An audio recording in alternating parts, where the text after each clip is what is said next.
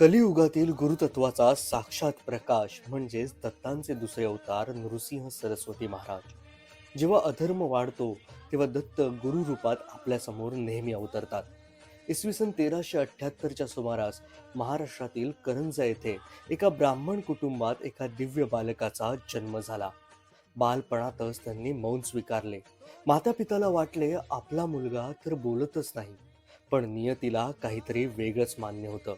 उपनयनाच्या दिवशी गुरुने मंत्र उच्चारताच त्या बालकानं वेदघोष केला आणि सर्वजण स्तब्ध झाले. तो बालक म्हणजेच साक्षात नृसिंह सरस्वती महाराज. तरुण वयातच संसाराचा त्याग करून त्यांनी संन्यास स्वीकारला. त्यांचा उद्देश एकच होता, लोकांना आत्मज्ञान देणे, भक्तीचा मार्ग दाखवणे आणि अंधश्रद्धा दूर करणे. ते म्हणत, गुरु म्हणजे देह नाही, गुरु म्हणजे चैतन्य. भीमा आणि अमरजा नदीच्या संगमावर त्यांनी तपश्चर्या केली. आजचे श्री क्षेत्र गाणगापूर हे दत्त भक्तांचे श्रद्धास्थान याच तपस्येचं फलित आहे.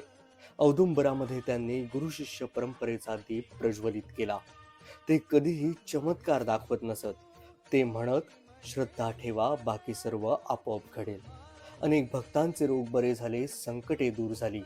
पण ते नेहमी म्हणत राहिले, हे माझं नाही, श्री दत्तगुरूंचंच कार्य आहे. जरी त्यांनी देहत्याग केला तरी ते गेलेले नाहीत. आजही गाणगापूर, औदुंबर आणि प्रत्येक भक्ताच्या हृदयात ते सजीवच आहेत. धन्यवाद.